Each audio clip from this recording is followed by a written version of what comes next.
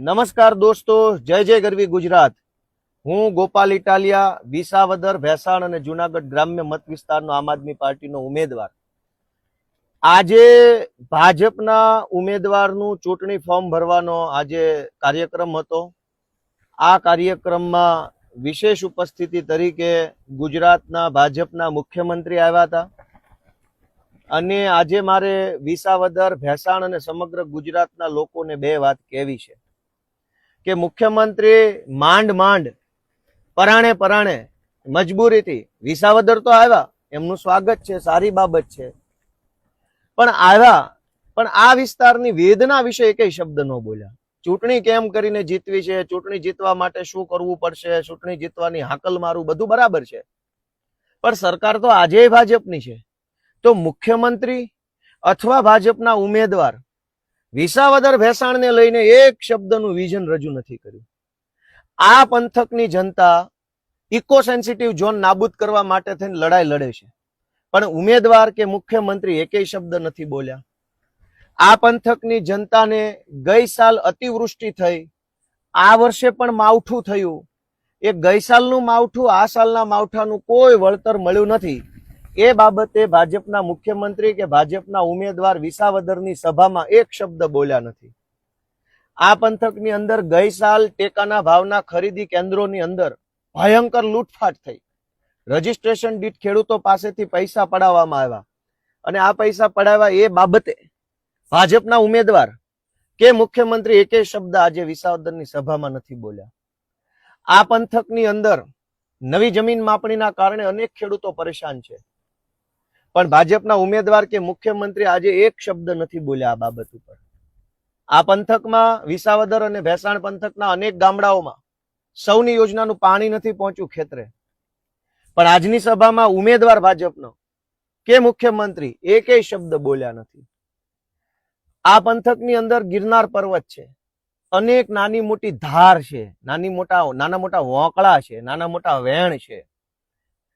આ વોંકળા, આ વેણ, આ ધારની ઉપર જો ડેમ બનાવવામાં આવે તો આ વિસ્તારની અંદર ખેડૂતો સોનું પકવી શકે એટલી તાકાત છે. પણ ભાજપના ઉમેદવાર કે ભાજપના મુખ્યમંત્રી એકેય શબ્દ નથી બોલ્યા કે આ ડેમ, ચેક ડેમ નાના ક્યારે બનશે જેથી કરીને ખેડૂતના ખેતરે પાણી આવે. દોસ્તો, આ પંથકની અંદર ગરીબ પબ્લિક, આમ જનતા જે છે એ સરકાર પાસેથી 100 વારીઓ પ્લોટ માગે છે કે ભાઈ જો ગરીબ માણસ જેની પાસે ઘરનું ઘર નથી અને જો 100 વારીઓ પ્લોટ મળશે તો એ પોતાના ઘરે શાંતિથી રહેશે. પણ ભાજપના ઉમેદવાર કે ભાજપના મુખ્યમંત્રીએ 100 વારીયા પ્લોટ બાબતે કોઈ આજે નિવેદન નથી આપ્યું. બસ ચૂંટણી જીતવી છે, કાર્યકર્તાઓ તૈયાર થઈ જાઓ, બદલો લેવાનો છે, આમ કરવાનું છે, ફિલોસોફી. આ પંથકની અંદર અનેક ગરીબ પરિવારો છે જેની પાસે બીપીએલ નું કાર્ડ નથી, અથવા તો બીપીએલ નું કાર્ડ છે તો 0 થી 16 નંબરનો સ્કોર નથી. તો નવો બીપીએલ નો સર્વે ક્યારે થશે, ગરીબ માણસને બીપીએલ નું કાર્ડ ક્યારે મળશે, એ બાબત અંગે ભાજપના મુખ્યમંત્રી કે ભાજપના ઉમેદવારે આજની વિસાવદરની સભામાં એકેય શબ્દ બોલ્યા નથી. આ પંથકના ખેડૂતો છે એ પૂરતો ભાવ માગે છે. તલનો ભાવ નથી આવતો, ડુંગળી પાકે તો ડુંગળીનો ભાવ ન આવે, મગફળીનો ભાવ નથી આવતો. ફાંકા ફોજદારી એવી થઈ હતી ભાજપ વાળા દ્વારા કે ખેડૂતોની આવક ડબલ કરવામાં આવશે. હકીકત એ છે કે ખેડૂતોના ખર્ચા ડબલ થઈ ગયા છે, બિયારણના, દવાના, ખાતરના, મજૂરીના.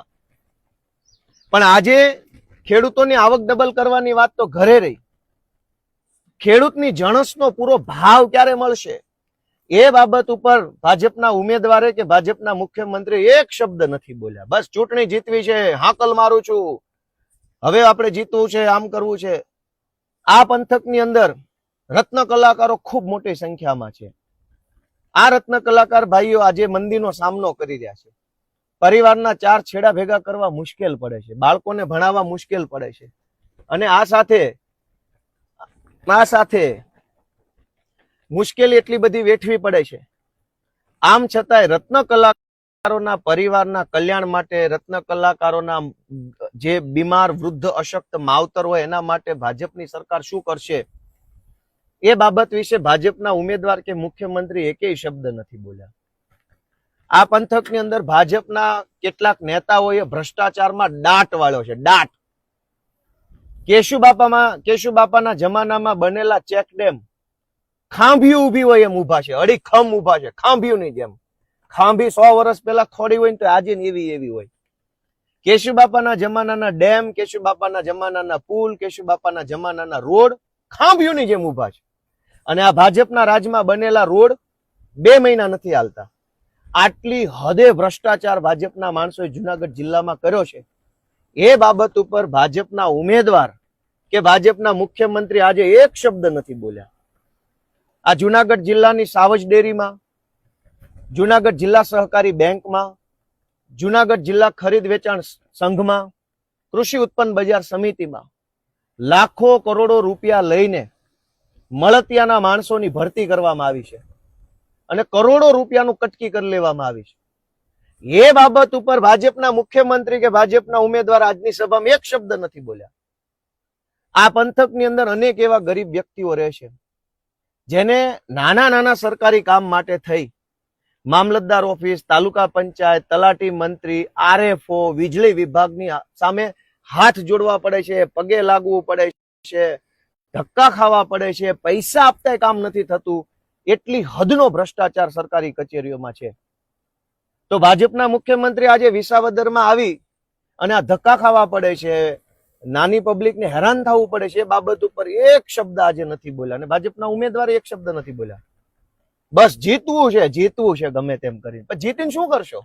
ઇકોઝોન હટાવવાના નથી, અતિવૃષ્ટિનું વળતર આપવાના નથી, રત્ન કલાકારોને સહાય આપવાના નથી, માલધારીઓને માલઢોરના રાખ રખાવ માટે સહાય આપવાના નથી, ખેડૂતોને ખેત પેદાશના પૂરા ભાવ આપવાના નથી. તો પછી ભાજપના ઉમેદવારને ભાજપના મુખ્યમંત્રી આ ચૂંટણી જીતીને કરશે શું?